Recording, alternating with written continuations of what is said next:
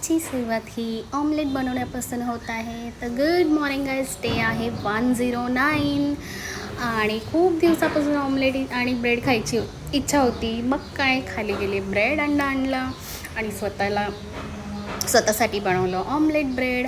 आणि omelette bread खाता खाता व्ह्यू पाहत होते. व्ह्यू इतका छान आहे, बघा तुम्ही पण बघा गाईज.